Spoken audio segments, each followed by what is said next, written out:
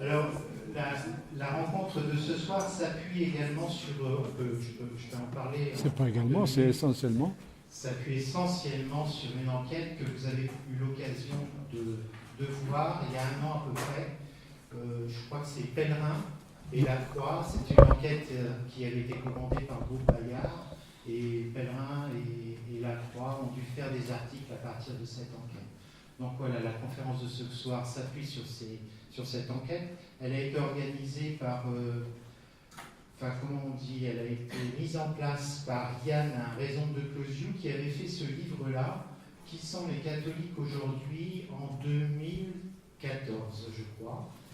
Et c'est lui qui a eu la charge de cette enquête avec un autre sociologue.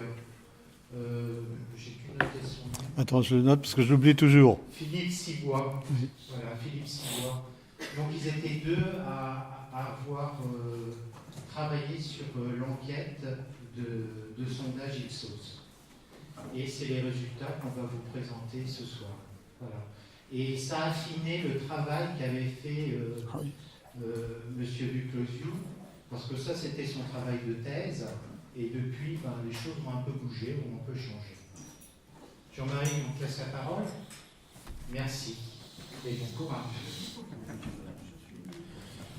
Alors, je dis merci au Cercle et à Franck qui a accueilli cette proposition que je faisais, parce qu'il me semble que ce genre de document sur lequel nous allons réfléchir un petit moment est essentiel, ou devrait l'être, pour aider à des pilotages d'une vie chrétienne, et que dans l'Église, on ne fait pas beaucoup droit de citer. Alors, merci pour cela, et merci aussi à toute l'information qui en a été donnée. Je n'ai jamais eu sur une proposition dans ma vie, je crois bien, autant de publicité que pour celle-ci. Donc, merci à ceux qui ont fait de la publicité, et puis merci à vous qui êtes venus. Alors, juste au moment de commencer, un certain nombre d'entre vous, vous avez un crayon. Je vais vous poser une question. Si je lis la question, qui sont les catholiques français, français aujourd'hui en France, qu'est-ce que vous répondez? On ne va pas le faire par oral, vous allez noter un ou deux mots. Qu'est-ce qui nous vient? C'est comme, à quoi on pense? Catholique français, je pense à quoi? Et après, on verra ce que la réalité nous en dit. Mais parce que nous ne venons pas vides sur cette question-là, nous avons des expériences. Et précisément, si je sais un tout petit peu ce que je pense, alors je vais accueillir les écarts ou les conforts qui me seront proposés. Qu'est-ce que c'est les catholiques français, selon moi? Alors si je mettais un mot, un qualificatif, ce serait lequel?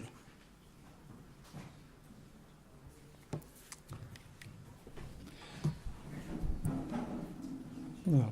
Si nous avions davantage de temps, ce serait intéressant de les faire remonter pour voir d'où nous nommer.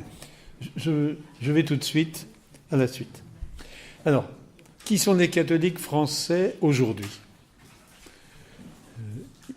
À cette question, personne ne sait répondre. Personne ne peut répondre. Alors, il y a une première réponse, cependant, qui me venait, c'était celle de Robert Coffey. Robert Coffey, c'est un théologien d'après Vatican II. Il est mort archevêque de Marseille, je ne sais plus s'il était ou non cardinal, mais peu importe. Sa définition, c'était de l'Église, les cathos français, l'Église. C'est le peuple de ceux qui confessent Jésus-Christ Sauveur. Le peuple de ceux qui confessent Jésus-Christ Sauveur. Cette définition m'a toujours paru lumineuse. Lumineuse, comme stimulation. Ceci dit, après on a plein de questions. Qui est-ce qui confesse Jésus-Christ Sauveur? Est-ce que c'est celui ou celle qui fait sa prière du soir?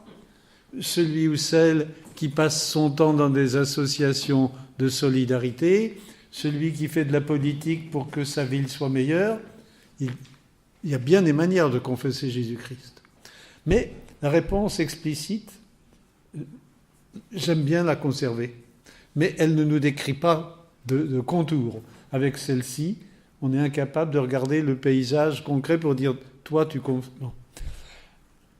Alors, il y a d'autres réponses qui sont les catholiques français. Alors, il y a on peut aller voir le registre des baptêmes. On aura une série de noms sur le registre de baptême. Une identité revendiquée au moins par des familles, à un moment ou l'autre, ils sont inscrits sur une liste. Est-ce que ces gens-là, pour autant, à la vie, sont des catholiques ? Oui, mais quand on cherche les informations, alors on peut avoir celle-ci. On peut avoir aussi, quelquefois, on a fait des enquêtes de sociologie religieuse. Dans mes années plus jeunes, j'ai été mêlé à des choses comme ça. En France, c'était le chanoine Boulard qui avait lancé cela. C'était de compter les personnes qui venaient à l'église le dimanche. Au siècle précédent, c'était les curés qui faisaient le compte des pascalisants. On comptait des gens qui avaient fait une démarche religieuse à un moment ou l'autre. Et c'était une manière d'identifier des catholiques dans un temps de la population. Mais parmi les difficultés, on s'aperçoit que le lendemain d'élection, les journalistes pourront dire qu'on a voté Front National dans l'Est, pourtant c'est l'Est de la France, pourtant c'est une zone catholique, alors que dans l'Ouest, qui est aussi une zone catholique, on ne vote pas Front National. Bon, ils auront fait des liens entre appartenance religieuse et vie politique. Mais nous sommes dans les liens extérieurs, des comparaisons. Ça ne dit pas rien, mais ça ne dit pas beaucoup de choses. Ça ne dit pas qui sont les catholiques français aujourd'hui, même si on est capable, par cela, d'en comptabiliser quelques-uns. Il est possible aussi d'interroger des responsables religieux. Ils ont une opinion là-dessus. Ils vont en dire des choses. Mais les responsables religieux, vous savez, c'est comme les jours des manifestations. Quand on donne des chiffres des manifestants, on se dit, voyons, c'est du côté de la police ou du côté des organisateurs ? Le travail de ceux qui sont en responsabilité d'Église est important, mais il est forcément situé d'une certaine manière par rapport à l'objet de l'étude. Ici, si je fais tout cela, c'est pour essayer d'identifier la particularité de l'objet que je veux nous présenter.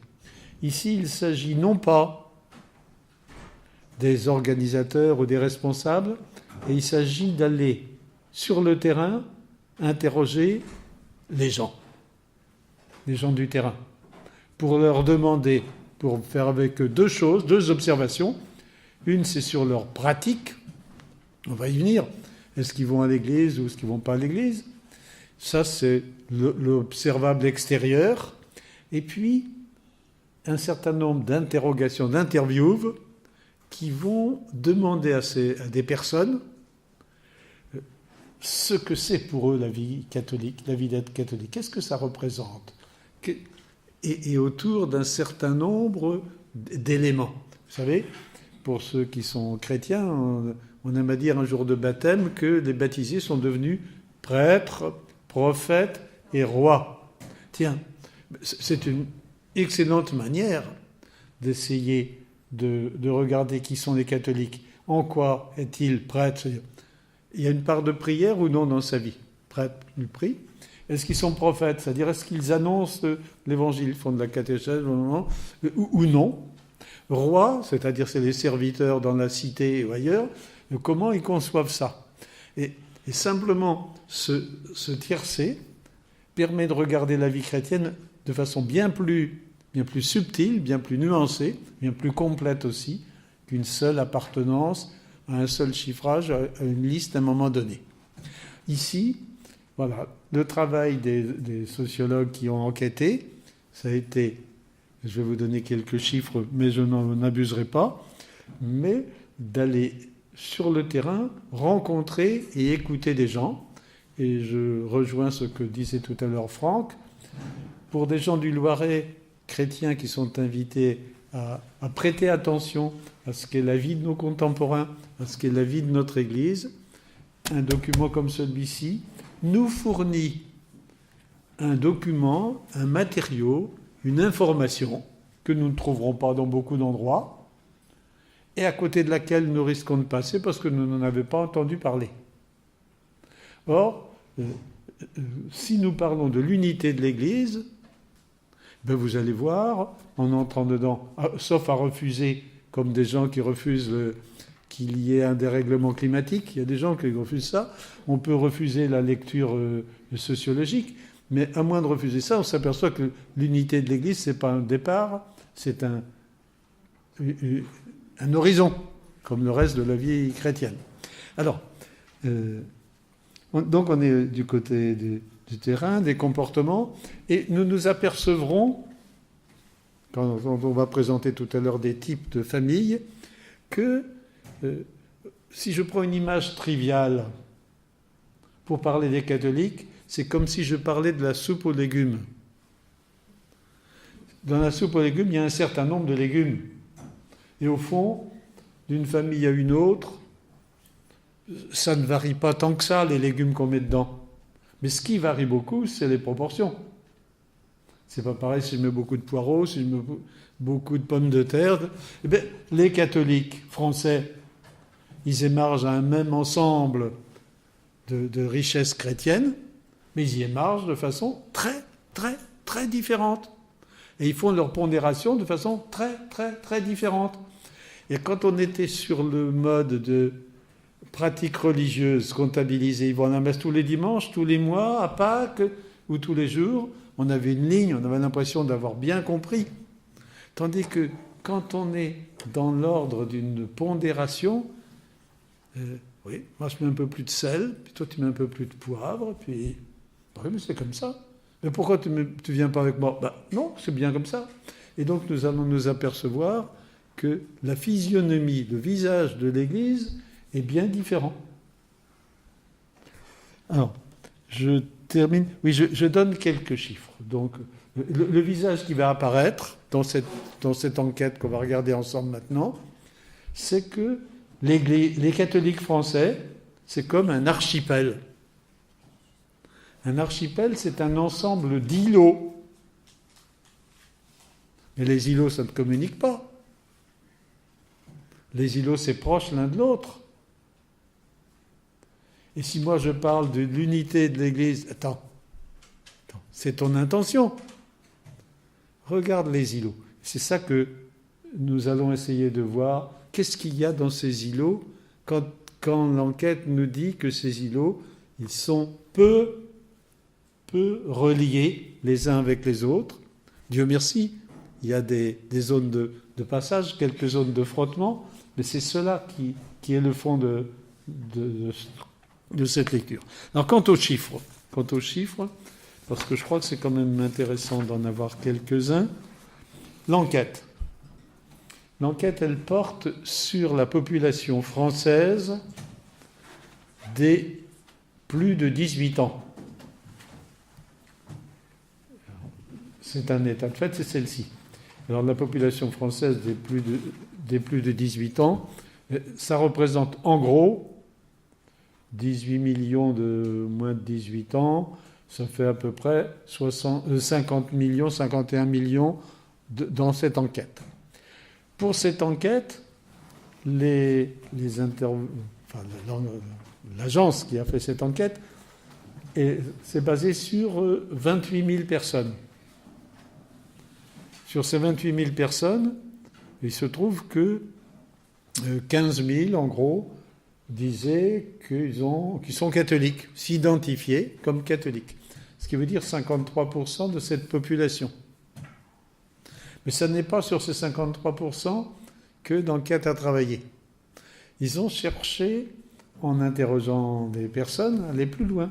Et ils ont retenu, pour l'enquête, les Français de plus de 18 ans qui se revendiquent comme liés, engagés dans la vie de l'Église. Engagés, peut-être un peu fort, concernés, soit parce qu'ils ont donné de l'argent au Secours catholique, au CCFD, ou à donner de l'Église, soit parce qu'ils sont allés au baptême ou aux obsèques de la grand-mère, soit parce qu'ils vont tous les jours prier, enfin, de multiples manières. Et cet ensemble-là, ça n'est plus 53% de la population, mais c'est 23%. Et si nous voulons avoir des ordres de proportion, à la louche, ça peut représenter, ces 23%, à peu près 12 millions de Français. L'enquête n'a pas interrogé 12 millions de personnes, mais le groupe, hein, on est comme toujours dans les enquêtes, on fait des typologies, et puis on interroge un certain nombre de personnes, et ils disent que dans ce domaine-là, la marge d'erreur est à peu près de 3%, et ça classe parmi la population reliée à l'Église catholique 23% de la population française, et en gros 12 millions en 2016. Nous verrons dans certains exemples que les questions qui ont été posées étaient datées, comme beaucoup, par le moment, par l'actualité. Alors, ça me suffit comme chiffre. Parce que tout à l'heure, on va voir des pourcentages. Alors, quand on verra des pourcentages, les pourcentages sont sur 12 millions. Je regrette, pour moi, pour l'intérêt, parce qu'il m'aurait intéressé que nous ayons quelque chose de particulier entre 45 et 15 ans. Parce que les chiffres ne seraient pas les mêmes. Hein. Bon, mais là, je vous livre ce que nous avons, 18 ans et plus. Voilà. Avec ceci, donc avec l'image de l'archipel, maintenant, nous allons entrer un peu dans ce que donne à voir l'enquête qui est parue sur la Croix le 12 janvier l'année dernière. Alors, oui. Vous voyez bien? Est-ce que tout le monde voit? Oui, ça va? Alors, vous voyez, l'archipel, il est présent sous nos yeux. Regardons bien le tableau. Nous voyons que les gens ont été distribués par paquet, qu'ils sont plus ou moins hauts, suivant... T'as pas un petit bâton?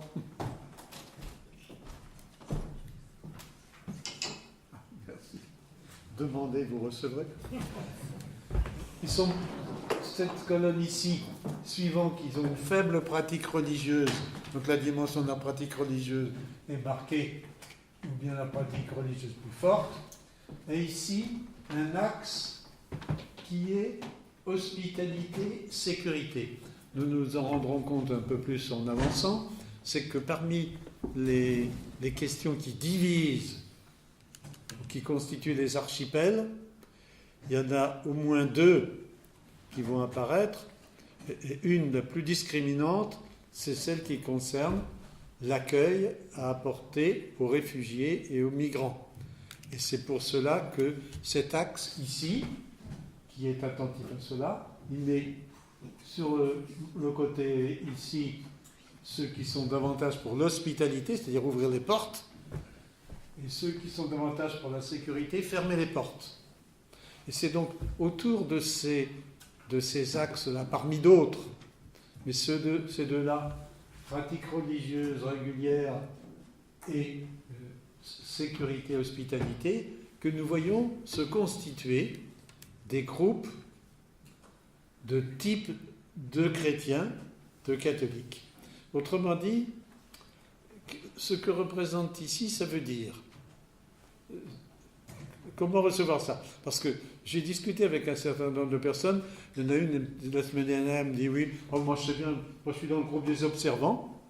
Et puis j'en ai rencontré un autre dans les responsables du diocèse qui me dit une fois qu'on a dit que je suis dans tel groupe, qu'est-ce que ça change? Ça change. Si on n'a pas compris le jeu, ça ne change rien. Si on comprend un peu le jeu, ça change beaucoup. Ces groupes disent que les profils des catholiques, je dis des catholiques parce que j'ai une enquête sur les catholiques, les profils des catholiques interrogés. Les gens ont répondu, et on s'aperçoit que les réponses aux questions qui ont été posées se ressemblent sur un certain par paquet, comme les jours des élections, là, quand on a des paquets, on est pareil. Et bien là, il y a des paquets qui se ressemblent. Et donc, ce que nous représente le graphisme, c'est ce que les catholiques français choisissent le plus souvent pour donner leur identité. Nous écoutons les gens, et pas la loi qui dirait ce qu'ils doivent être, les gens tels qu'ils s'expriment, et nous regroupons ce qu'ils disent par une espèce de famille de pensée, des manières d'être, de vivre et de dire ce qu'est d'être catholique.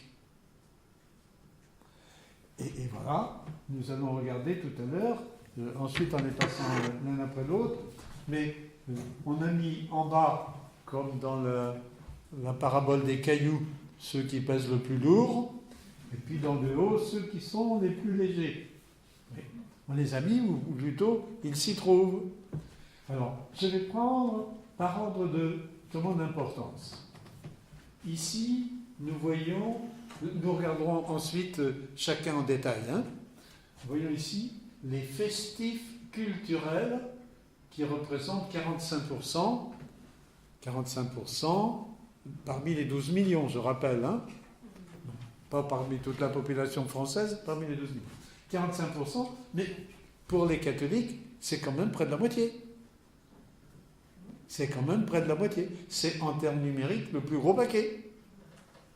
Et cela, si je regarde pratique religieuse dominicale, c'est un peu en dessous, c'est un peu en dessous. Et puis, si je regarde l'accueil fraternel des réfugiés, le discours du pape, ils sont franchement à côté. Bon, ce sont des catholiques français, autant que je le suis, autant que je le suis sans doute. Et si je leur dis qu'ils ne sont pas, très précisément, ceux-là ne vont pas être satisfaits. Et ils ont été appelés dans l'enquête les festifs, parce que dans cette enquête-là, ce qui apparaît, c'est que la religion catholique, dans l'opinion française, est manifestée surtout comme la religion des temps de fête. Qu'est-ce que ça veut dire ? Par exemple, je vois passer aujourd'hui un document qui dit, avant les débats parlementaires sur la bioéthique, il faudrait que dans le diocèse, on se manifeste. Il faudrait qu'on se manifeste. Comme s'il suffisait un beau jour de lever le petit doigt. Notre Église de 2018, elle n'est pas équipée pour ces événements-là. Alors peut-être qu'il faudrait que les responsables se disent que c'est dommage, parce qu'il y a un certain nombre d'événements pour lesquels on n'est pas du tout équipé. Alors du coup, on va se dire, on n'y peut rien, on arrive trop tard. Oui. Alors, ce qui apparaît ici, c'est donc festif culturel. Si je passe de l'autre côté, parce que nous verrons aussi tout à l'heure qu'il y a des rapports à établir entre les deux, ici, ceux-là, 26%, ils les appellent les saisonniers fraternels. L'accent étant mis sur fraternel, et vous voyez qu'en termes d'hospitalité, ils sont plutôt du côté de l'accueil. Et puis, saisonniers, c'est davantage l'indication par rapport à la pratique religieuse. Ceux-là, on les voit, pas davantage, à l'Assemblée dominicale, mais ils y vont un peu de temps en temps, au jour de fête, Noël, Pâques, voilà. 15 août, autrefois c'était les rameaux, maintenant c'est plutôt Pâques. Alors, bon, ça. Ensuite, deux groupes qui sont sur la ligne de la pratique religieuse, les plus nombreux, et entre lesquels les zones de rencontre sont un peu plus importantes. Alors, ici, le groupe des conciliaires, il marque 14%. Les conciliaires, donc, ça veut dire les gens qui sont des piliers de Vatican II. Bon, conciliaires. On y reviendra plus en détail. Et puis, ceux qui sont les observants, qui sont davantage, nous y reviendrons aussi en voyant les détails, plutôt ceux qui sont JMJ Jean-Paul II. Et nous verrons tout à l'heure qu'il y a des différences de génération conséquentes. Donc, observants, conciliaires, saisonniers fraternels, festifs culturels. Alors, il s'en trouve deux sur le livre que nous recommandait tout à l'heure Franck, Cato aujourd'hui. Il y a 4 ou 5 ans, il les avait grossis, les émancipés, et puis il les a réduits. Maintenant, il les a inspirés. Ils sont dessus, vous voyez, 4%. Nous allons les regarder un peu en détail en prenant diapo par diapo chacune des catégories pour voir ce qui est derrière. Donc, je disais tout à l'heure que c'est comme la soupe de légumes. Il y a les mêmes ingrédients, mais ce n'est pas dans les mêmes proportions. Alors, je vais me mettre de l'autre côté parce que j'ai besoin de voir aussi. Donc, pour le premier, on peut faire attention à la méthode. Qu'est-ce qu'ils ont retenu? Parce qu'on verra en gros les mêmes choses. Les observants, ils ont une certaine vision de l'Église. La vision, c'est que l'Église, elle doit être un phare, lumière du monde. Mais si je réfléchis bien, le phare, il est à l'extérieur, il faut qu'il éclaire. Il est sur le plafond, il n'est pas dans la salle. La lumière, c'est pas comme le sel. Lumière, phare. Et puis, l'évangile préféré pour cela, donc c'est les observants, oui, pardon, je vais peut-être trop vite, les observants, vous vous rappelez que sont ceux qui étaient en haut. Alors, oui, les observants à droite. Hein. Bon, donc le texte de l'évangile préféré, c'est la passion du Christ. Parce que le Christ, il est rejeté et il vit la passion. Phare, un peu extérieur, donc une conception catholique qui est quand même une conception un peu extérieure à la société et marquée par la croix, spiritualité de la croix. Jésus. Qui est Jésus pour eux? C'est ça les ingrédients de la soupe. Qui est Jésus pour eux? Jésus, c'est le rachat des péchés. Rachat des péchés. Donc nous sommes des pécheurs, et Jésus vient nous racheter des péchés. Donc là, nous sommes dans une logique catéchétique. C'est bien entendu. Alors, ils aiment la liturgie, mais sont un peu méfiants à l'égard du pape François. Un peu méfiants. Il y en a qui l'aiment, on verra qui l'aiment beaucoup, d'autres qui ne l'aiment pas du tout. Ceux-là, ils sont un peu prudents. Parce qu'ils étaient plus Jean-Paul II. Alors, catégorie la plus consommatrice de livres religieux. Alors, au milieu, la catégorie qui va le plus à la messe hebdomadaire et qui apprécie l'adoration eucharistique. Donc, on est dans l'ordre de la prière. Donc, le prêtre, je disais tout à l'heure, on privilégie cette dimension-là. Majoritairement favorable à la manif pour tous, parce que ça se situait l'enquête dans les moments où il y avait ces questions, elle est au cœur du questionnaire. Et puis, ce qui est intéressant aussi, je vous masque la vue, c'est le classement qui est fait ici, chez ces gens-là, entre la pratique religieuse, l'accueil des migrants et la manif pour tous. Les dosages. Alors, ce qui est le plus important pour eux, c'est la manif pour tous, 65% d'entre eux. Puis la pratique de la messe, 40%, et puis l'accueil des migrants, 30%. Mais on n'est pas dans le rocher, on est dans du choix prioritaire, préférentiel. Et puis, l'opinion politique, est-ce qu'il y a des dominantes politiques? On regarde que la dominante qui apparaît ici, c'est celle des Républicains, que gauche et FN sont à peu près pareils, sur le même plan, puis un certain nombre qui sont hors parti. Vous voyez, retenons un peu ces différentes affaires, parce que nous serons amenés à les retrouver. Vision d'Église, évangile préféré, qui est Jésus, et puis le tiercé, messe, bon, et puis l'opinion politique, et au milieu, ça va remuer un peu, ça va varier suivant les appartenances. Les conciliaires.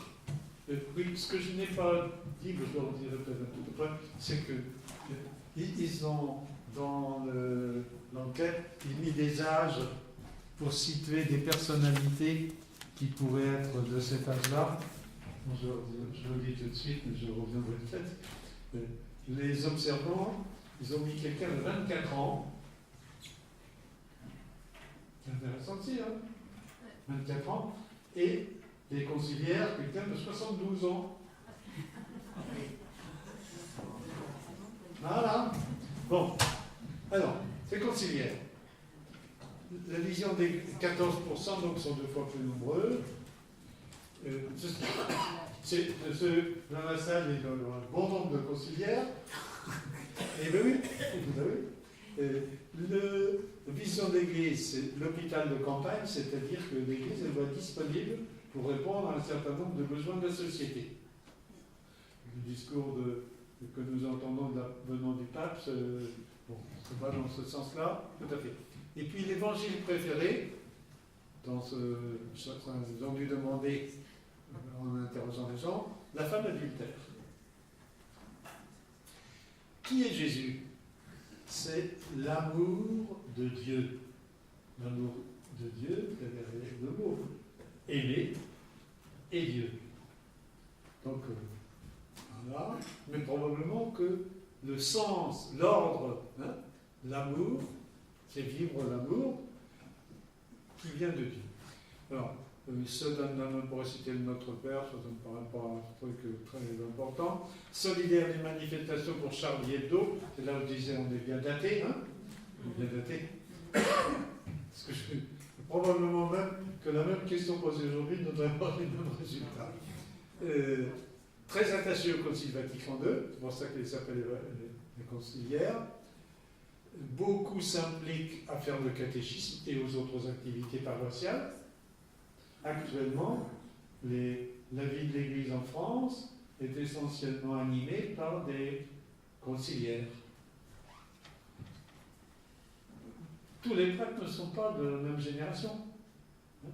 Les laïcs qui animent beaucoup les paroisses. Très engagés dans tous les domaines caritatifs, défense de la famille. 42% ont au moins 6 engagements. Et alors, leur tiercé à cela, en premier lieu, accueillir tous les migrants, 78%. En deuxième lieu, la manif pour tous, 41%. En troisième lieu, la pratique. Ce sont des gens qui sont quand même, pour eux-mêmes, fort attachés à la pratique religieuse, mais dans la manière de penser et de sentir, ils la relativisent par rapport à, en particulier, accueillir tous les migrants. Alors, politiquement, ce sont ceux qui se situeront, je crois bien, le plus à gauche de l'éventail, gauche 36%, et puis, les centre-droit 18, républicain 14, bon, si on met ensemble centre-droit et républicain, on arrive à peu près à la même proportion, et puis le Front National, ici, est beaucoup plus faible. Dans l'extrême gauche, il y a toujours une petite note, mais pas bien nombreuse. Troisième. Ces deux-là se ressemblent un peu, hein. Enfin, se ressemblent par rapport à la pratique religieuse. Troisième. Alors, troisième, les saisonniers fraternels, si vous vous rappelez, c'était de côté de Franck, en bas, voilà, les 26. Hein. Bon. Alors, ceux-là, il leur met quelqu'un de quel âge? 63 ans. 63 ans. Vision de l'Église, générosité et ouverture. Donc c'est l'insistance, ouverture. L'Église ne doit pas s'occuper de ces petites affaires, elle doit être disponible pour, par exemple, je sais pas quoi, en hiver, les bâtiments de l'Église doivent servir aussi à accueillir davantage des gens qui sont à la rue, comme ça.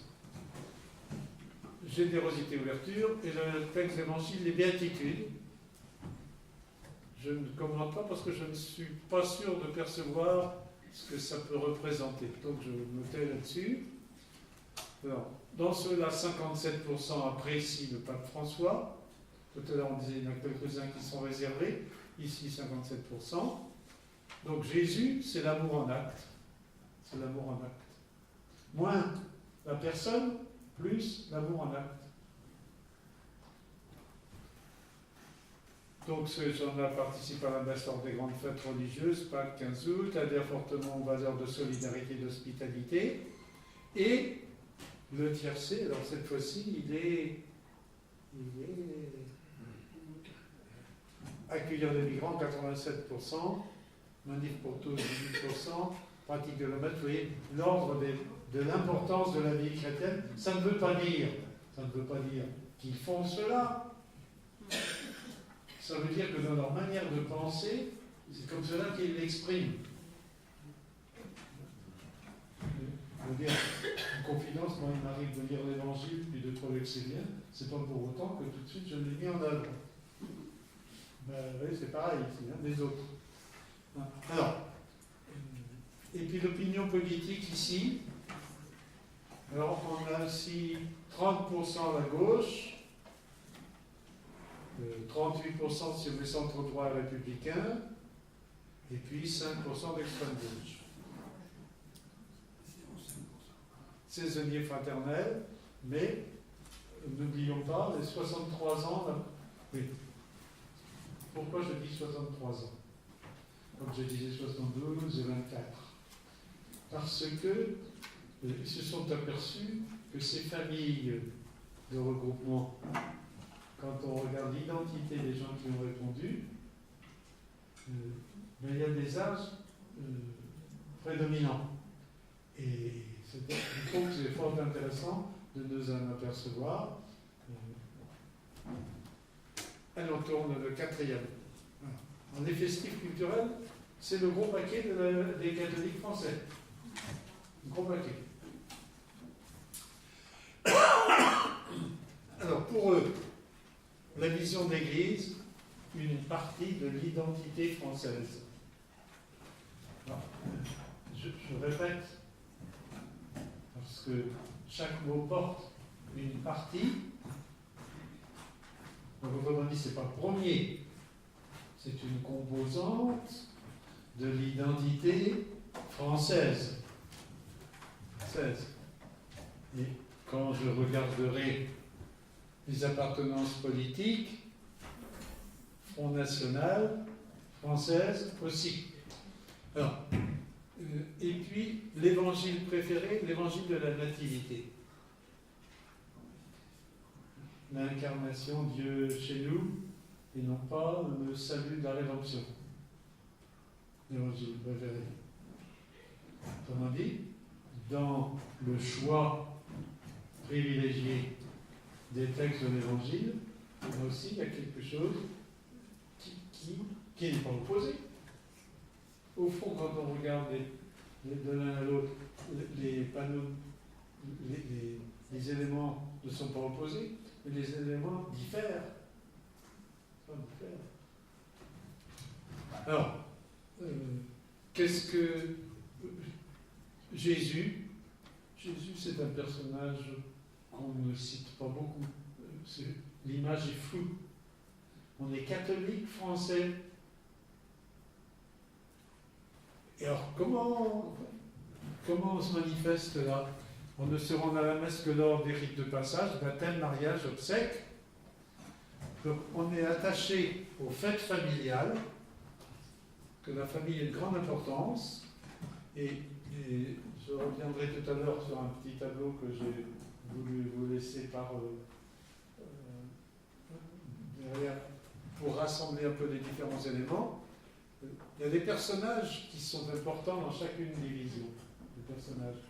Qui est-ce qui est important ici? C'est pas le pape François, c'est ma grand-mère, c'est ma marraine, c'est ma catéchiste, c'est, autrement dit, dans mon itinéraire personnel, il est important qu'il y ait cette dimension d'appartenance au catholicisme et à l'Église, mais c'est dans mon itinéraire. si vous me dites que je suis dans une communauté, sûrement pas. La communauté, elle est nationale. Je suis un catholique en France. Alors, le tiercé, là, les nombres sont petits. Accueillir les migrants, 24% premier. Manif pour tous, 21%. Pratique de la messe, 12%. Bon. Et puis, les appartenances politiques, les Républicains, 28%, le FN, 22%. Et les autres partis, centre-droit, gauche, autrement dit, c'est le groupe qui, politiquement, se situe le plus à droite depuis le début. Alors, ça peut nous expliquer des choses quand il est question, par exemple, d'un événement et qu'on dit les catholiques français disent ceci ou votent comme cela, parce que ça nous aide à comprendre que le vote, c'est un élément, une des composantes de la vie catholique de telle personne et de tel ensemble de personnes. Ce n'est pas une variable qu'on peut faire bouger comme ça. C'est une composante structurante. Et quelquefois, on a l'impression que ce qui nous rassemble, c'est Jésus-Christ. Attendez. Là, si je parle dans la foi, je peux dire des choses. Si je regarde ce que des gens expriment et disent, c'est plus subtil que ça, ou plus compliqué. Je dis que les catholiques comportent comme ça un certain nombre d'archipels d'îlots. Il suffit de regarder n'importe quel groupe, ma famille, mon village, ma nation, mon association, les lieux où tout baigne dans l'huile.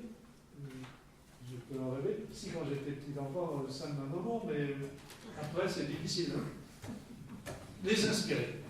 C'était quel âge ça représentait quel âge? Ah, cela Oui, attends, 43 ans, je crois. Oui, 43 ans. Hein? Oui, c'est important parce que.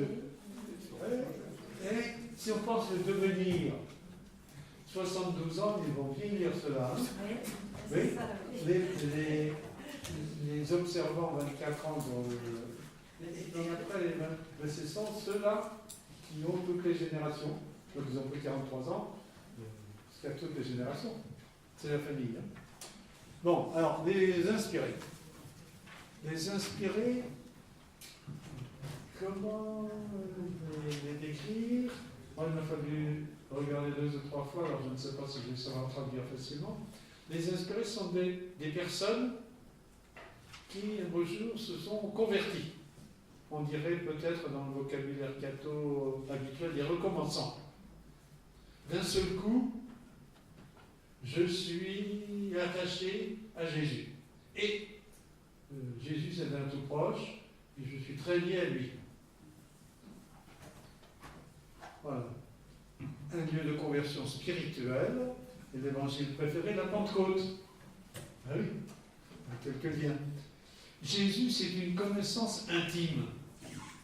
Et les deux mots sont, des organisateurs de l'enquête. Hein. Connaissance et intime, ça veut dire que c'est quelqu'un que je connais. Et puis, intimement, il y a un rapport très profond, très identifiant avec Jésus. Alors, lié aux communautés nouvelles, bon, 8% d'entre eux privilégient les messes animées par ces communautés, mais quand on est en ville, on va courir les messes. Ah oui, les messes à telle église, là c'est Annuncio qui va le faire, là c'est Fondatio, là c'est. Voilà, on va courir ces choses-là. Bon, 65% aiment la messe en latin. Et puis influencés par la mouvance protestante évangélique, aiment la prière de louange. C'est-à-dire que ce sont des réseaux. Des réseaux. Je vais rejoindre tel ou tel réseau. Alors, qu'est-ce qui est important dans le tiercé? Pratique de la messe 26 et manif pour tous 26. Il faut accueillir tous les migrants, 16%, 17%. Opinion politique, et les Républicains 34. Là, c'est gauche et centre droit sont plus réduits. Et puis le FN retrouve 21-22%. C'est une catégorie inspirée, difficile à décrire et probablement difficile à cerner. Mais, Pentecôte, hein. Le dernier. Et c'est quel âge? Ah, 34 ans. Ah ouais. 34 ans. Le dernier sera 38. 38. Alors, les émancipés. Dans les émancipés, ce sont des petits nombres, hein. Donc, il ne faut pas trop attacher d'importance à ce qui. Comment dire, il ne faut pas les durcir. C'est quand même très différent des 43 de tout à l'heure, des 26. Il faut aller les placer quelque part, on les place là. Contestation. Au fond, c'est une façon de dire des gens qui ont des références religieuses, mais qui sont dégagés de l'institution. Hein, dégagés de l'institution. Alors, et l'évangile préféré, Jésus chasse les marchands du temple. Alors, on en trouve à Thésée, nombreux chez les scouts de France, bon, peut-être. J'ai été surpris de cette affaire. Qui cite les scouts de France comme un des lieux des émancipés. J'aurais d'autres lieux qui me sembleraient plus émancipés que ceux des scouts de France. Mobile dans de nombreux engagements profanes, plutôt dissipés à la messe. Mais je ne trouve pas que ce soit très sérieux là. Hein. Alors, Jésus, c'est un libérateur. Job quand même, oui, c'est pas. Alors, très investi contre les inégalités sociales, estime que la messe en matin est un retour en arrière. Donc il y a des choses plus carrées et des choses, bon, je ne sais pas trop. Qu'est-ce qui est important? En premier lieu, mettre la manif pour tous, accueillir tous les migrants, pratiquer la messe. Les chiffres sont faibles, sauf la manif pour tous, peut-être. Et puis, là, politiquement, c'est ceux qui seraient peut-être le plus à gauche. Bon, voilà. Je ne tirerai pas grand-chose de plus sur celui-ci. Alors, mais bon, on va s'en tenir là. Pendant qu'on y est, est-ce que tu as la diapo suivante? Oui. Cette diapo, moi je ne suis pas doué avec l'ordinateur, hein, mais il m'a semblé que ça valait la peine. Alors, pourquoi j'ai mis les identifiants à droite? Parce que je n'ai pas su les mettre de l'autre côté. Mais voilà. Donc, les observants, les conciliaires, les saisonniers, les festifs culturels, les inspirés, les émancipés. Maintenant, on peut remettre les âges. Bon, alors, qui est Jésus? Qu'est-ce que c'est qu'être catholique? Quelle pratique religieuse? Quel personnage clé proche de qui dans la vie catholique? Et puis, oui, par du haut, ce qui les distingue, c'est qu'en réalité, il y a des liens possibles entre les observants et les conciliaires, des liens et des difficultés, et de groupe à groupe. Alors, on voit un peu ce qui les rassemble, et là, il y a qu'est-ce qui les différencie. Donc, je reprends. Les observants. Qui est Jésus? Jésus, c'est le Fils de Dieu, mort sur la croix. On le dit tout à l'heure. Hein? Qu'est-ce que c'est être catholique? Quelle spiritualité? C'est la sainteté, c'est une ascèse, coupure, distance. On est un peu en distance, donc pour parler le langage des évêques français, on serait en contre-société plus que dans la société. Vous savez, c'est une des façons de dire, est-ce qu'on fait société avec les autres ou est-ce qu'on est plutôt en contre-culture?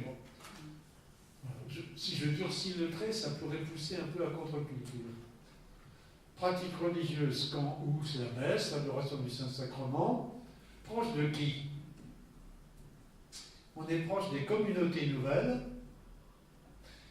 J'ai recopié ce qu'il mettait, on n'est pas contre Vatican II. Mais comme de temps en temps on entend dire qu'il faut quand même inventorier, sous peine d'inventaire. Hein. On n'est pas contre, mais on ne prend pas comme ça, comme argent comptant. Si je prends les conciliaires, qui est Jésus? Celui qui témoigne de la miséricorde au-delà de toute frontière. C'était la femme adultère, hein, au-delà de toute frontière. Qu'est-ce que c'est être catholique et quelle est la spiritualité? Chercher la communion avec tous les humains. Mettre la communion avec tous les humains. Pratique religieuse, messe régulière, on va aussi à Lourdes, on va à Thésée. Les personnages cités, Guy Gilbert, Sœur Emmanuel, Joseph Moins, j'étais surpris. J'ai rien contre Joseph Moins, mais pourquoi lui est pas. Ok, bon. Il y a 25 ans, notre vie perchenue, bon, Joseph Moins. Il doit être un peu intellectuel, ceux qui ont entendu ça, pour le connaître. Et puis, alors si je compare les deux, les observants sont plus pour la manif pour tous, et les conciliaires sont plus pour le pape François. Oui. Alors ensuite, ceux qu'on appelle les saisonniers fraternels, qui est Jésus pour ceux-là? Plus que la personne de Jésus, c'est celui qui diffuse des valeurs. Combien de fois on entend ça, ceux qui ont des contacts d'église, les valeurs chrétiennes. Bon, alors, amour, valeur, mais la personne de Jésus, elle peut être un peu estompée. Qu'est-ce que c'est être catholique? C'est vivre le partage et vivre la solidarité. Pratique religieuse, Noël, Pâques, Toussaint, quelquefois. Proche de qui? L'abbé Pierre, le pape François. Bon. Et les festifs culturels. Qui est Jésus? Le fondateur de la religion. Personnage historique, fondateur de la religion. Et qu'est-ce que c'est la spiritualité? C'est une composante de mon identité. Je suis jardinier, catholique, pompier, un certain nombre d'éléments qui me constituent. Pratique religieuse, ben c'est quand il y a les rites de passage de la famille, on y vient. Proche de qui? Marraine, grand-mère, donc c'est la dimension familiale. Et donc ici, tout ce qui est énoncé signifie que le rapport avec les autres catholiques sera épisodique et instrumental. Instrumental, c'est-à-dire pour me permettre d'avoir mon identité. Petite parenthèse, quand tout à l'heure je faisais avancer les gens parce que j'ai des obsessions, je n'aime pas trop quand les gens viennent à l'église, ils viennent remplir leurs devoirs, c'est mon identité, et j'ai rien à faire de l'ensemble de l'église. Alors, ici, donc, saisonniers et festifs culturels, les saisonniers fraternels sont plus pour l'accueil des migrants, et les festifs culturels contre l'accueil des migrants, mais pas bien ouverts pour les manifs pour tous. C'est pas parce qu'ils sont contre les migrants qu'ils sont pour les manifs pour tous. Eux, ils sont pour leur propre itinéraire. Et toutes ces grandes manifs, ça ne les intéresse pas beaucoup. Et puis, bon, les inspirer, Jésus, personne ami, faire entrer Jésus en ma vie, pratique religieuse, des rassemblements, on fera des kilomètres pour y aller.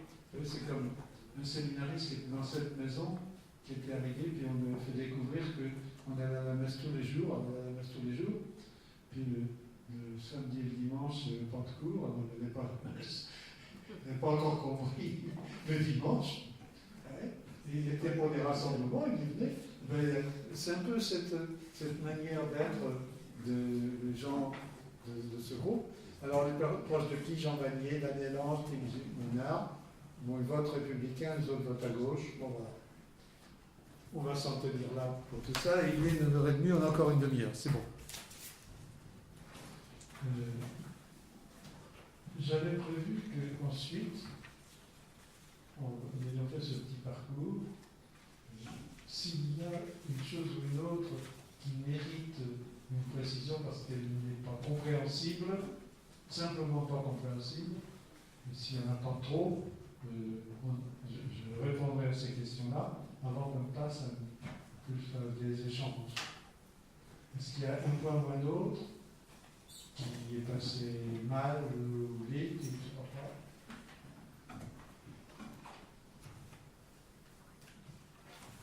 Vous parlez bien de catholiques, pas de protestants, etc. Vous parlez bien de catholiques et pas des protestants. L'enquête a porté dessus. Quand on parle chrétien, c'est... Oui, oui, non, mais là c'est catholique. Donc, pardon. Oui, je reviens à ce que vous disiez au début, pour vous, vous disiez, moi, je désignerais catholique comme étant ceux qui croient en Jésus Sauveur. Alors j'ai mal compris. Parce que sinon, je ferais la même remarque que monsieur, c'est-à-dire, du coup, vous pensez que les protestants croient en Jésus Sauveur. Non. Ce que j'ai dit au début, c'est pour entrer. En quoi ça nous intéresse? En quoi ça nous concerne? Parce que c'est pas si simple que ça à le définir, j'en suis bien persuadé pour un certain nombre d'entre nous, que de découvrir ça. Bon, c'est comme ça, on a vu ça, puis après ça, qu'est-ce que ça change? En quoi ça me concerne? On ne sait pas bien. Alors, j'ai dit au début, il y a des quantités de manières d'aborder, de dire qui sont les catholiques, et la manière qui, comme chrétien, m'intéresse, moi, c'est ce que Robert Coffey disait, c'est de croire, ou d'essayer de croire, ou de confesser en Jésus le Sauveur. Ça, c'est ma profession de foi. Ce soir, je ne suis pas pour faire ma profession de foi, je suis ici le témoin d'une enquête. Je dis qu'avec cette profession de foi, je ne peux pas découvrir comment se structure l'organisation des catholiques en France. Je peux simplement dire la profondeur de ma foi. Et donc, pour comprendre comment exprimer la vie des catholiques en France, il faut avoir recours à des analyses. Et l'analyse, elle a pu porter sur des pratiques extérieures, on a compté, et ici, elle a porté à la fois sur des comportements extérieurs et à la fois sur des raisons intérieures de la profession de foi des gens. Et c'est en ce sens-là qu'elle me paraît intéressante, parce que je ne connais pas, ça fait quand même une cinquantaine d'années que je suis ces questions-là, je ne connais pas d'analogue à ceci, pour découvrir un peu le paysage des catholiques français. François. Moi, il y a une chose qui m'étonne dans le premier graphique qu'on a vu, on voit les bulles. Oui. Alors on a mis en pratiquant. Pratique religieuse dominicale. Voilà, c'est ça. Et puis alors ce qu'on a mis de l'autre sens, c'est hospitalité, sécurité. Pourquoi ce critère-là? Est-ce qu'on aurait pu prendre par exemple, moi je ne sais pas, le positionnement par rapport aux questions de bioéthique? Alors, pour moi celui-ci, tout simplement parce que lors des résultats, le point discriminant sur lequel les différents groupes variaient, c'était de toute façon celui-là qui revenait le plus fort. Il y avait aussi la question bioéthique, plus exactement Manif pour tous, parce que c'était l'actualité du moment. Mais sur Manif pour tous, si tu regardes le dernier tableau, c'est moins compréhensible, parce que... Mais si on prend par exemple les questions liées autour de la GPA, ces questions qui sont dans la société française. 2018, la question n'est pas posée en 2018, elle a été posée en 2016. Hein? Non, un sondage, c'est toujours une photographie. J'aimerais bien voir le film, maintenant c'est la photographie. Combien y a-t-il de personnes qui ont répondu à cette enquête? Alors, je reprends les chiffres. Ils ont travaillé sur une enquête nationale avec un échantillon de 28 000 personnes. Sur ces 28 000 personnes, où il y avait différents critères repérage, ceux qui se déclaraient catholiques étaient 15 000, ça faisait 53%. Et eux, de l'enquête, ils ont renoncé avec des réponses qu'il y avait déjà, mais ils ont renoncé des questionnaires sur le fond, tous les argumentaires là, et là ils ont fait ça à 1000 personnes. C'est dans ce que l'enquête explique aussi, dans ces occasions-là, l'estimation c'est qu'avec 1000 personnes, on a 3% d'erreur possible. Oui, ça c'est une précision qu'il faut toujours qu'on ait en tête parce que quand on sait comment ça fonctionne. Est-ce que ça a été fait aussi en fonction des régions de France? Pardon? Est-ce qu'on a une photographie sur les régions de France? Non. Non. C'est intéressant. Eh oui. Oui, peut-être que moi j'aurais été intéressé sur les âges de génération. Oui, on n'a pas. Oui, comme à chaque fois où il y a des cases. Le cas, c'est moi qui les ai fait. Non, mais les cases, oui, non, mais c'est quand même au point de vue sociologique. Les observants, les conciliaires, saisonniers, fractionnaires. Tout ça, ça fait des cases. Donc je suppose que dans ton esprit, ces cases se recoupent. C'est-à-dire, les personnes peuvent se retrouver sur la question sur son site.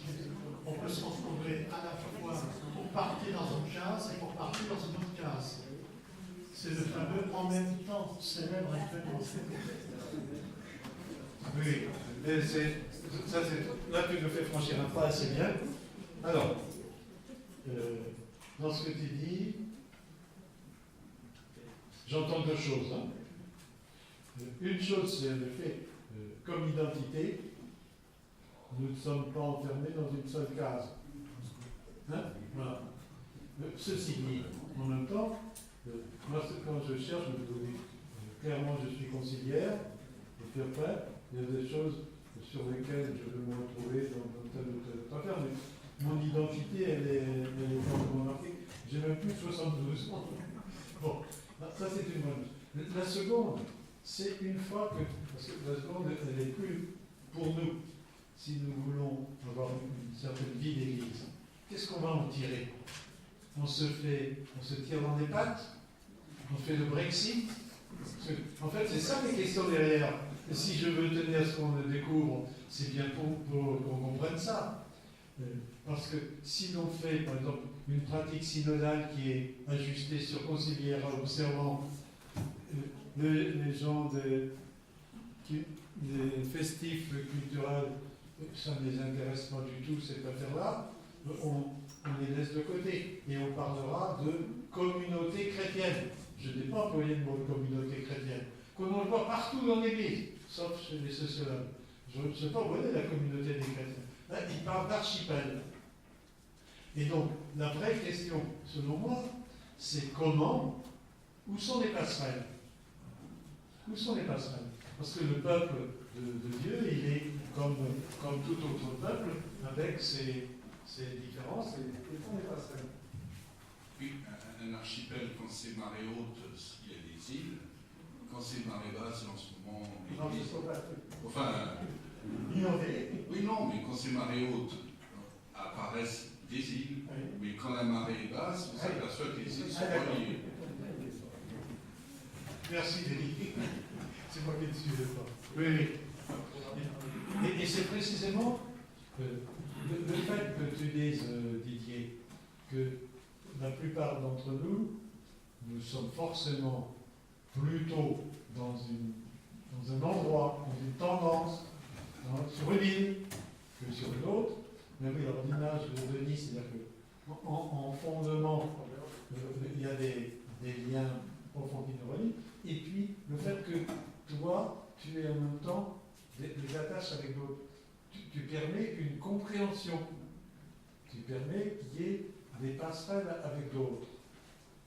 Alors, il est assuré que la plupart d'entre nous sommes incapables d'être bien à l'aise avec tous les groupes. Mais si chacun d'entre nous est en capacité de communion avec un ou deux autres groupes, c'est comme ça que ça se vit. Parce que moi, je me disais, en suivant, en étudiant cette enquête, il y a un côté positif, mais un côté inquiétant. Le côté positif, c'est que plus il y a de diversité dans les formes des catholiques, plus les chances que le message de l'Évangile, là je sors de ma présentation, je suis devenu un autre personnage, mais plus il y a de chances que le message de l'Évangile, le message catholique, transmis par les catholiques de l'Évangile, puisse aller rejoindre d'autres catégories de population. Dans une équipe sévère que je rencontre régulièrement, ils me disent il faudrait qu'on aille au loto sur les terrains de foot, parce que là on rencontrerait des gens qu'on ne rencontre nulle part ailleurs. Et la diversité que nous voyons ici fait qu'il ne faut pas attendre que d'autres gens viennent, que les gens, par exemple, des festifs culturels structurés comme ceux-là, dont la tradition familiale est essentielle, viennent se retrouver chez les observants et les conciliaires. C'est l'inverse qui doit se faire. Si l'inverse ne se fait pas, ce n'est pas compliqué, la génération suivante, ils seront les émancipés, et puis les disparus de la circulation. Et quand on comprend ces phénomènes-là, à ce moment-là, ce type d'enquête nous éveille considérablement.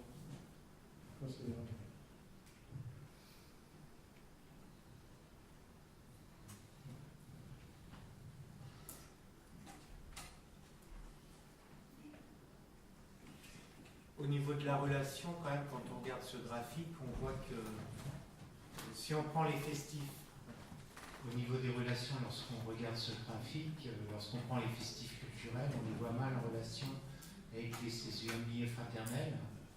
Bon, c'est un graphe, hein. Mais voilà, quand est-ce qu'ils se rencontreront? Alors peut-être qu'il faut les émanciper, peut-être qu'il faut les conciliaires. En tout cas, les conciliaires, c'est ceux qui sont en contact avec le plus grand nombre. Dans ce que tu parlais tout à l'heure de la communion, quand on regarde un graphe comme ça, on peut s'interroger par rapport à certaines typologies de population catholique. C'est bien fait pour ça. Et si je remercie au début le cercle et toi en l'occurrence de nous avoir permis de nous y arrêter un petit peu, c'est que je regretterais qu'on passe une année de synode sans avoir aucunement un écho de cela qui retentisse un peu. Alors, si je prends ta question, les festifs saisonniers. Parmi cette assemblée, je sais qu'il y a des gens qui font des célébrations d'obsèques. Il y a des gens qui font de la préparation de mariage. Il y a des gens qui doivent accueillir pour le baptême ou pour la catéchèse. Eh bien, c'est là que nous devrions arriver. Et donc le contact, il est établi le jour où ils viennent frapper à la porte. Mais le jour où ils viennent frapper à la porte, après, c'est qu'est-ce qui va se passer? Est-ce qu'on va faire comme la boulangère qui voudrait que j'achète son magasin le jour où je suis venu chercher une baguette, et que je m'en avais vite fait, parce que je n'ai pas envie d'acheter son magasin? Ou est-ce qu'on sera comme des pèlerins d'Emmaüs qui vont trouver sur leur chemin quelqu'un qui marche avec eux un moment? Et quand je distingue les deux formes, je comprends bien que dans ma tête, il y a un choix qui est effectué. Et la communion, ça se bâtit, ça se tricote au petit pas, au jour le jour. Et donc, alors tu dis ensuite, les fraternels et les festifs saisonniers, les festifs culturels, comment vont se rencontrer? Mais si je prends le jour du mariage dans la famille rassemblée, il y a des chances que je trouve des deux, tu sais. Même sur la piste de danse. Même sur la piste de danse, oui. Et donc le tout, c'est que nous comprenions que tous les chemins ne sont pas ouverts à tous. et de savoir si, ayant compris un tout petit peu quels sont les chemins empruntés, chacun et chacune, nous pouvons essayer de nous situer par rapport au chemin emprunté des autres.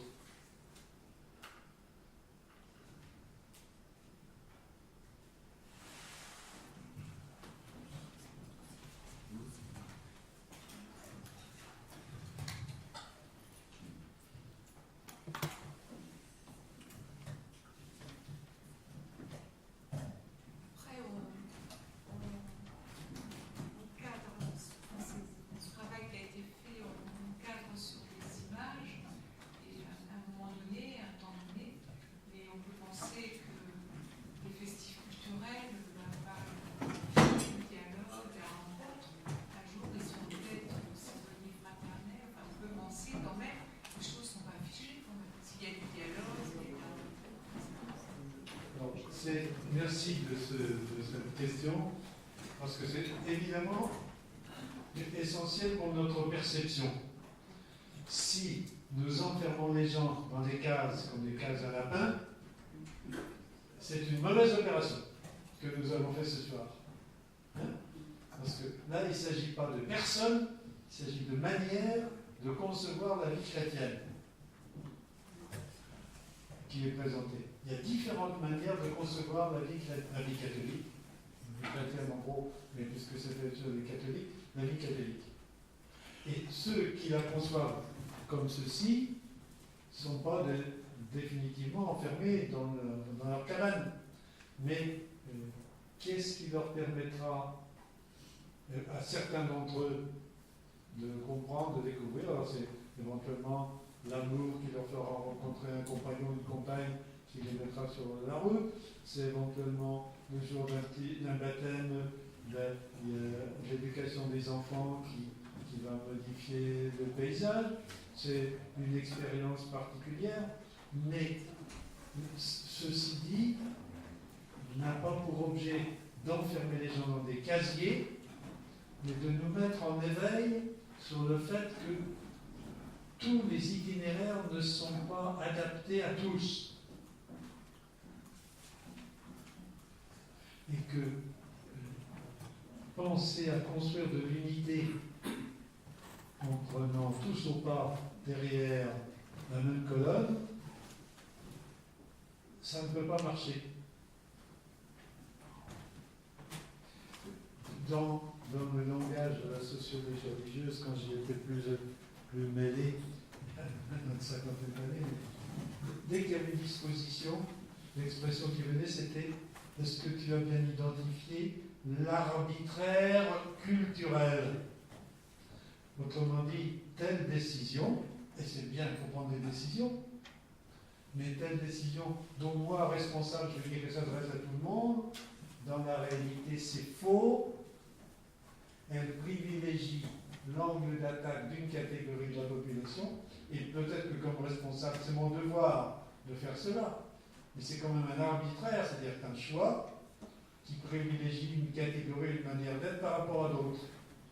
Alors c'est pas facile dans l'Église, je ne sais pas si c'est facile dans un conseil municipal ou ailleurs, mais d'oser dire cela, c'est l'arbitraire culturel. Et pourtant, ce serait la loyauté.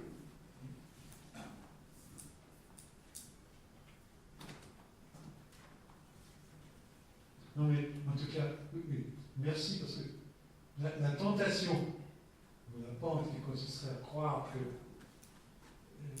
des gens croient, comme tu disais tout à l'heure, qu'on est en train d'enfermer les gens dans des catégories. Ce n'est pas des personnes qu'il faut voir, c'est les manières de penser. Et il se trouve que beaucoup de gens se comportent et pensent de cette manière.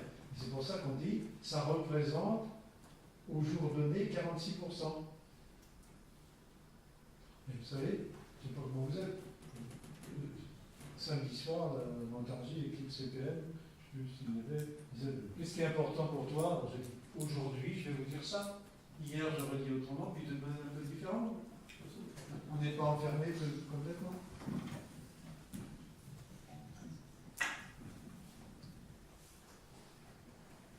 Moi, ce que j'interprète, c'est qu'il y a aucun groupe qui est religieux de plus de 50%. Pardon. Dans les toutes ces catégories qu'on a vues, pour toutes ces catégories qu'on a vues, il n'y a aucun groupe qui a une pratique religieuse de plus de 50%. Non. Alors que dans les églises, il y a quand même des gens qui viennent tous les dimanches. Donc on ne voit pas un petit groupe, même un petit preuve de 1% sur ce tableau. Si, alors, que ce soit l'équipement pour sécurité et accueil. Non, alors, là, c'est vrai parce que des précisions sur le travail. Donc, ce qui paraissait à droite, la colonne là où il y avait le cassé, c'est pas qu'il n'y ait pas de personnes qui vont à la messe le dimanche, je l'ai dit une fois ou l'autre, c'est que quand on leur demande leur opinion sur ce qui est essentiel, sur leur pensée, il y a la pratique, il y a la pensée. L'enquête, elle prend en cause. Et dans leur pensée, ils disent, ces groupes, l'ensemble des gens qui représentent ce groupe, que ceci est important, prioritaire et pas prioritaire. Ça n'empêche pas que parmi ceux qui ont répondu, il y a peut-être des gens qui sont à la messe tous les jours. Je pensais qu'on aurait un groupe qui s'apparaît, parce qu'on est très diversifié en police, et qu'on se répartit sur les deux axes. Oui, je veux dire, il y aurait... Non, je ne suis pas sûr. Dans une assemblée, on aurait pu trouver dans toutes les églises des gens qui viennent tous les dimanches et qui fassent le même but, je ne sais pas où situé d'un côté de l'autre, et qui fassent un petit groupe qui est tout le temps pratique religieuse. Dans la demande de l'église. Oui, mais ça existe. Il existe dans les groupes, non pas dans le 46% là, mais dans les observants et les conciliaires. Ah, mais il n'y a pas de groupe au-dessus. Il n'y a pas de groupe au-dessus. Ou alors, on aurait pu isoler, parce que ça c'est l'intérêt ou la sanction de l'image, c'est que nous aurions pu isoler, oui, ceux, si on a pris comme question, est-ce qu'il y a des catholiques qui vont aujourd'hui à la messe tous les dimanches et lesquels? Il y en a. Mais ce qui a été privilégié ici, c'était plutôt de ne pas être seulement sur ce critère-là. Et c'est la raison pour laquelle votre question demeure inassouvie. Sans réponse.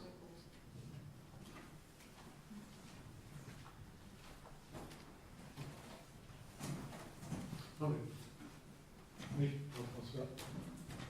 On tient sa boîte un peu.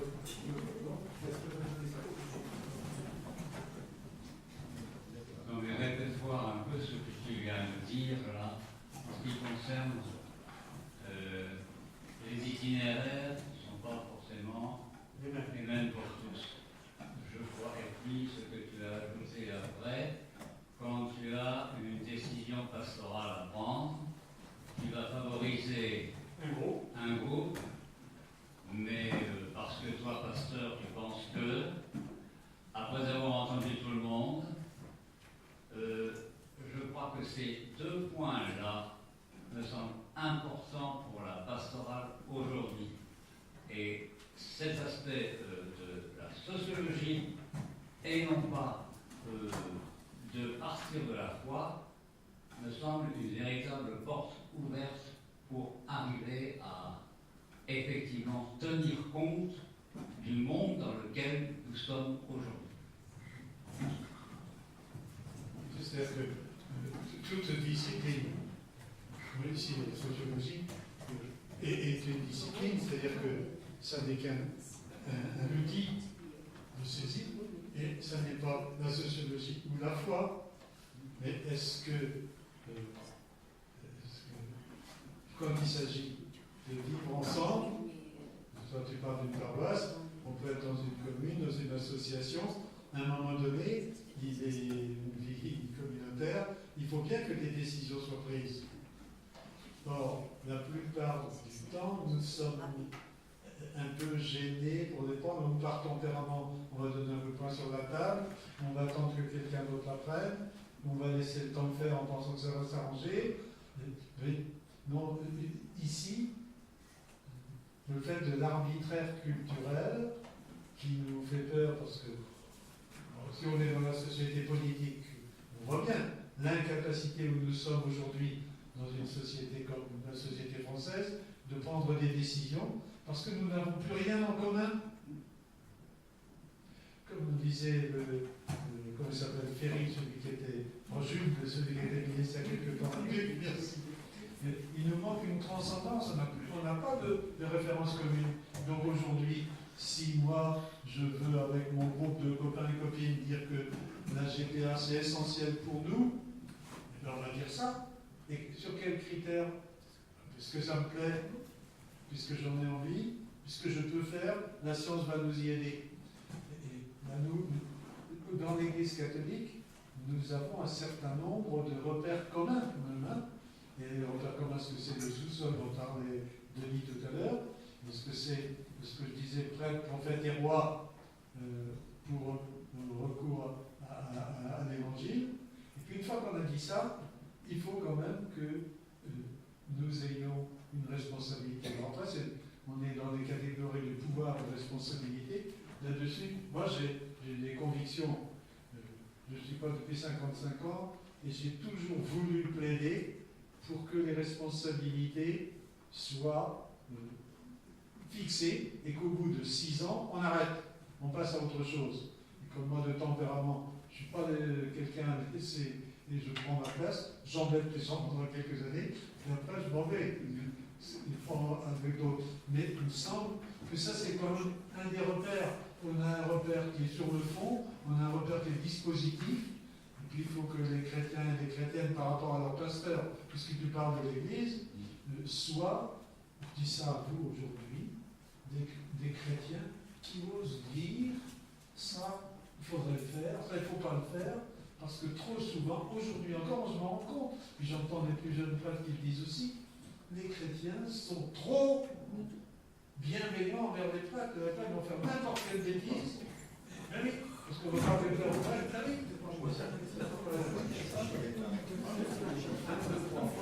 C'est une question par rapport à des responsabilités pastorales. Aussi bien les mouvements ou les communautés nouvelles, on voit bien qu'ils se situent de façon presque automatique, clairement dans un ensemble. Oui. Maintenant, une responsabilité pastorale, que ce soit paroissiale et diocésaine, qu'est-ce qu'on fait quand on est un responsable?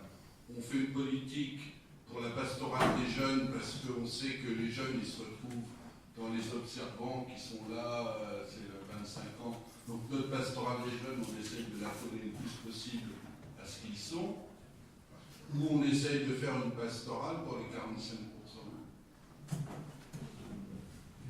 Où on se dit, à moyen terme, que si nous n'allons pas sur le terrain, là où sont les jeunes, comme nos ancêtres faisaient avec les équipes de football et de basket, je ne sais quoi, les jeunes ne viendront pas, sauf un tout petit groupe qui viendra intéresser. Mais après, on fait avec les moyens qu'on a, mais tu as raison, il faut agiter ça. Puis, mon intervention est du coup dans la suite de ce qui fait récent. Non, ma question est la suivante. Ces groupes sont très intéressants de savoir apparaître. Et ce qui m'a frappé, c'est la différence qu'ils ont par rapport à Jésus. Or, la foi catholique, c'est la foi en Jésus-Christ. Or, il y a là, dans ce que tu nous as dit, des visions très différentes. On en revient toujours dans la question de qui suis-je pour vous? Et on voit que, selon les catégories, il est vraiment très, très, très différent. Donc, c'est pas bien embêtant cet archipel. Il faudrait quand même qu'il y ait des lieux où les représentants de ces différents groupes puissent parfois se confronter et dire pour moi, Jésus, c'est ça. Pour moi, c'est ça. Et qu'est-ce qu'on a en commun? Parce que si même Jésus n'est plus en commun entre ces différents groupes, alors là, on peut s'interroger sur les. Alors, merci François de te faire retentir. C'est toutes ces questions-là qui sont essentielles à entendre. Alors, je dirais que si je suis, comment dire, je cherche à chercher les signes de la confiance. Hein. De fait, il y a des gens pour qui Jésus est fort flou, mais si je réfléchis il y a 50 ans ou il y a 100 ans, Jésus était fort flou, mais je ne le savais pas. Et donc, le fait que je sache, ça me donne sans doute quelques moyens de veiller à réagir et à voir comment, le jour où il frappe à la porte, le jour où je suis dans un bureau ou dans une association ou quelque part avec d'autres qui sont cette nature-là, ben ça peut me conduire à prêter attention. Et il est sûr qu'avec mon âge, je m'aperçois qu'il y a 25 ou 30 ans, j'ai exagéré l'attachement à Jésus de bien de mes contemporains. Et je ne me rendais pas compte de ma foi plus que ça, parce que je crois que c'était une évidence pour un certain nombre. Et aujourd'hui, je m'aperçois qu'il faut y veiller. Et ceux qui viennent frapper à la porte à l'occasion du baptême ou du mariage, j'ai un collègue qui dit pour le mariage, tu les fais suer, dire plein de choses avant le mariage. Les faire suer, oui, c'est sûr qu'ils n'en demanderaient pas tant, mais si on ne fait pas cette démarche-là, comment allons-nous cultiver un peu l'interrogatisme?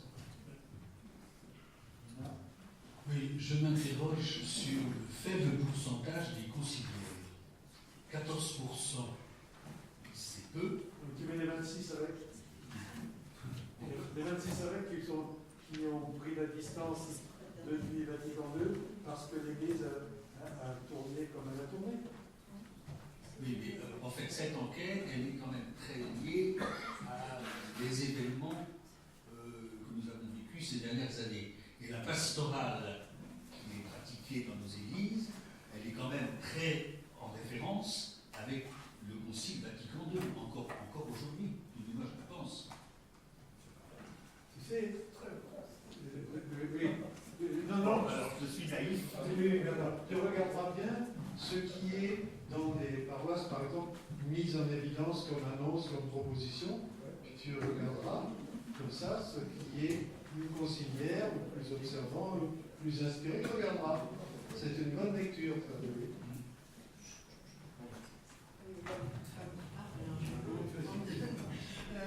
En fait, ce sondage, il a été fait justement pour faire bouger toutes ces lignes, pour que les gens se déplacent, pour une prise de conscience globale de l'Église, en général en France, pour que ça bouge, quoi. Parce qu'en fait, c'est assez statique.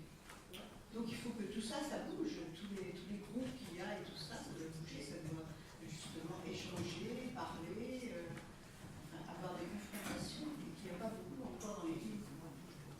Alors, quand tu demanderais le sondage, je l'ai fait parce qu'il y a des gens qui ont demandé à des professionnels de gagner leur compte en faisant ce travail. C'est un sondage qui est déjà fait, moi je peux Ah ben oui, ceux qui font le travail, dont j'ai rendu compte ce soir, on ne leur demande pas d'abord s'ils ont leur carte de messe, on leur demande s'ils sont prêts à faire ce travail.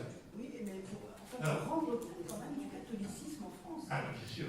Bien sûr. Et puis si on parce qu'on est quand même en péril par rapport à l'islam, par exemple. Moi, je ne crois pas à la puissance de l'Église catholique, je crois à l'Esprit Saint. C'est pas la même chose.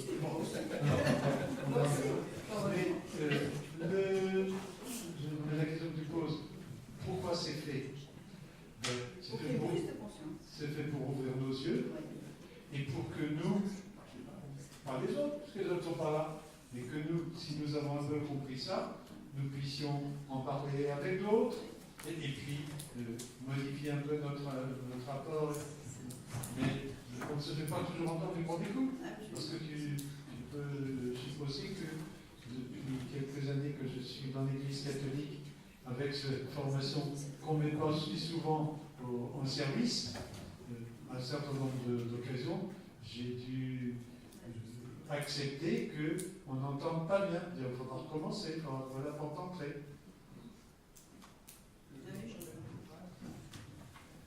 Disons moins 2, moins 3. Dernière intervention.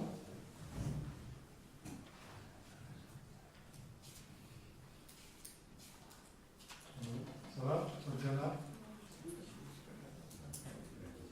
Bon, nous étions venus pour une découverte d'enquête.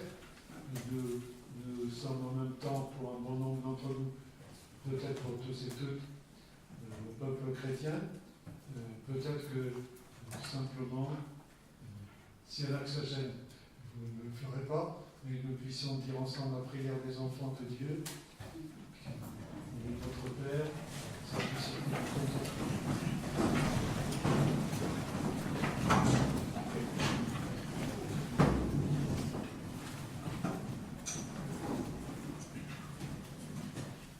Notre Père, qui es aux cieux, que ton nom soit sanctifié, que ton règne vienne, que ta volonté soit faite sur la terre comme au ciel.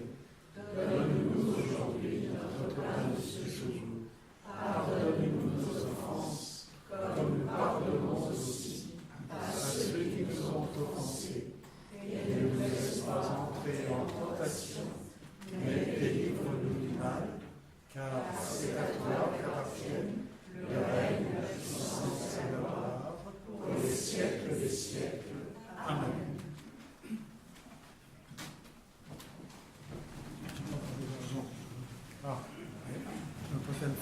Voilà, vous avez vu cet appareil enregistrer la conférence.